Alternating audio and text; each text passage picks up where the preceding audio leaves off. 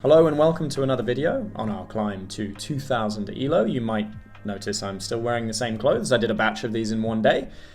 Our opponent has played e4. We will respond c6, the Caro-Kann defense.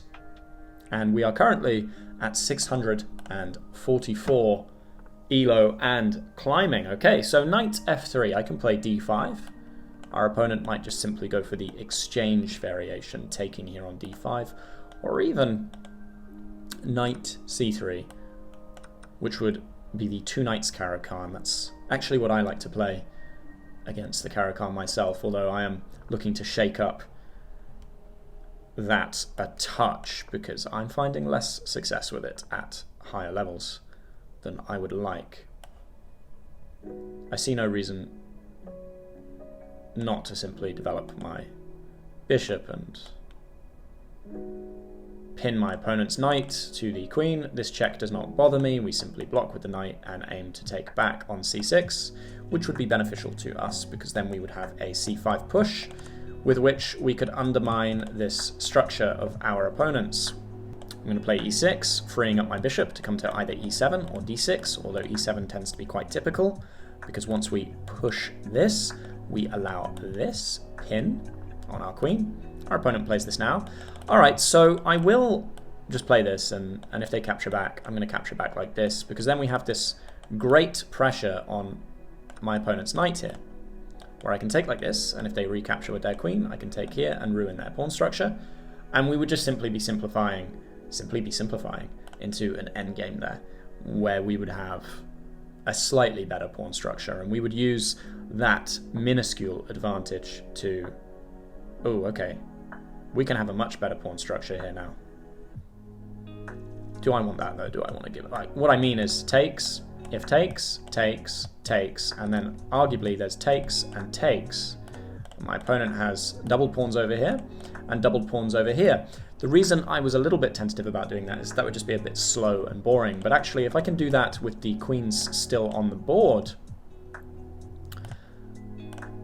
that changes things. This and this is going to be awful for my opponent in the long run. So I could give up this pawn, check, and if you interpose, I'm winning both your rooks. And if you don't interpose, it's not giving up a pawn either. c5 is lovely, because I can come back like this. And if you interpose with the queen, then I'm checking here and winning a rook, and maybe picking up the other rook, unless you then interpose with the queen again, but then I'm just up a rook. Okay, so my opponent sees that. And the other idea was simply, if captures, and I take here with check, and they just like move the king, well then I come back and get my pawn. Okay, so captures, I think I just want to close off the center, but then there's this check, right? And I'm moving my king, and that's annoying. So have I just given my opponent... Do I just castle? They're dealing with doubled pawns again. Like, I know they're up a pawn, but they would have 1, 2, 3 sets of doubled pawns, and that has got to be a tremendous headache. So I think maybe I just castle here, because this check could be really annoying. I was hoping they would fall into this, you know, these shenanigans, but maybe I should have given my opponent a little bit more respect. But this looks too tricky to defend. How are you going to defend this? I don't see how you can, so I'll simply win this pawn back. We'll probably stack up here and just build the pressure on this pawn, and if the queen ever moves, well, this is dropping. Okay, so I... just checking around. Well, I mean, I could take this pawn.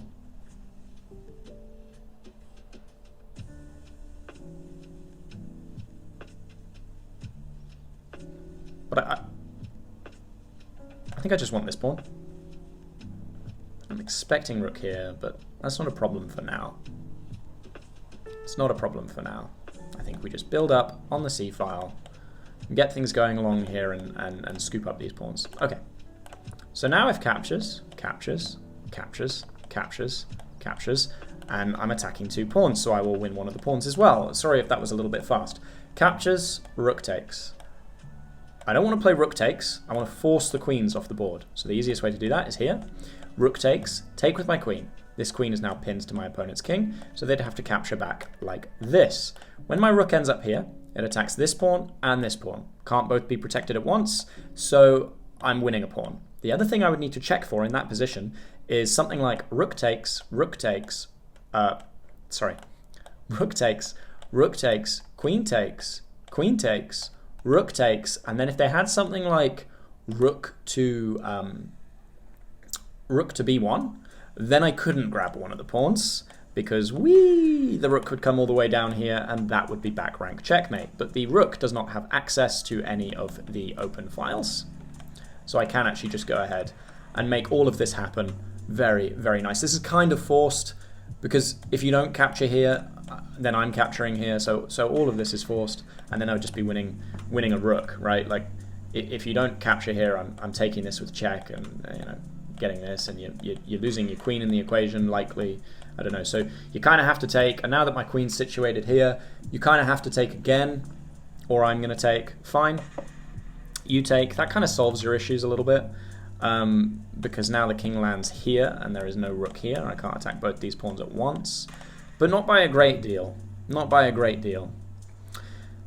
And I'm wondering, okay, so if I play here and you capture, then I can grab this pawn. But like, is that good for me? What if I check here? I just don't, I maybe don't want to give the queens off. I maybe don't want to get the queens off the board in this position now. There's a slight adjustment. I mean, maybe I just go here.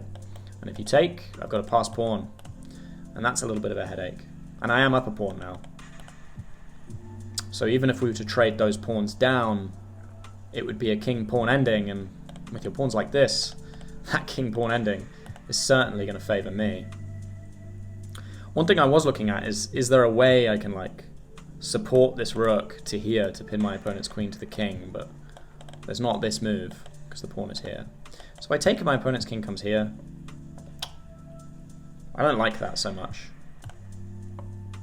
I prefer this, but then if takes, check, let's say the king moves, I win this pawn, then my opponent can kind of threaten back rank checkmate. I make some luft, they come down here, they maybe start attacking my pawns. I know, I'm a pawn up, that doesn't seem so bad, and also I win a pawn and I threaten to win this pawn as well. That seems okay. So, I mean, this is quite simple, but check here, check.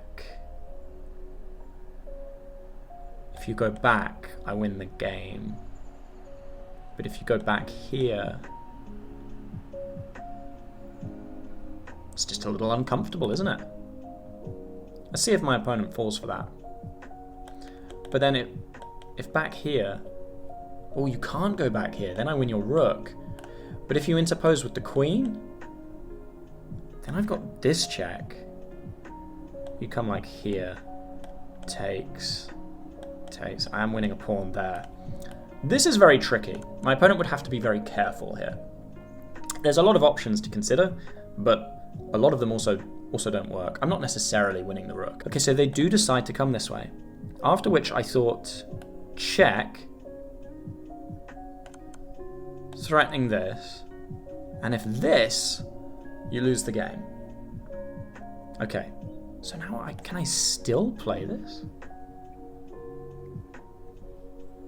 Problem is if I play this, you play here. I mean, I like it a lot. We're going to go here and attack the queen, and if takes, I'm capturing back. And if here, then I'll do this. And that's a little uncomfortable, because then I have to make luft over here, and I maybe lose this pawn, but I don't know, I'm not too frightened of these. Okay. I'm also just thinking, like, here, give up the pawn, but no. I think, I see the weakness, but does it matter? Here, check. Got you in like this little box. just grab this pawn, ditch this pawn, push. Honestly, I think we grab the pawn, and once we lose this pawn, I think we just play h6. Okay. Very clever, but you lose this pawn.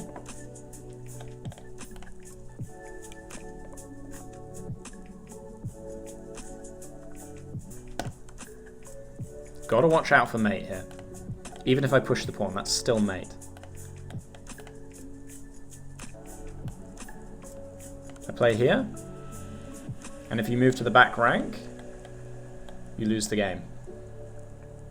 So I think this is simply lost for my opponent. Yeah, that's checkmate. That got a little spicy at the end there, didn't it? Got a little spicy. This was a very good move from my opponent. You know, I play here. They've got all this kind of counterplay here, and you know, maybe coming down here, threatening stuff. But king safety, utmost importance. You really don't want to be walking your king forward into this hornet's nest. I don't think I ever gave up the advantage here. Black was just, yeah, I mean, we just checked them back, and that's really nasty. So what was the move? What was the decisive move? I mean, it was losing a long way back. It's the pawn structure and everything. It's very tricky. Very tricky, but after this, you're kind of getting tangled up between my rook and queen, and allowing this is game over. You'd have to interpose like this here, and then same result. You know, I'm winning your rook, and fine, you might recapture my rook with your king, but I mean, then we have all of this, so we're perfectly fine there. I hope you enjoyed the video. Let me know in the comments what you like to play against e4 with black, where you are in your chess journey. What's your elo? What are your elo goals? Let me know. And as always, take care. I'll see you in the next one.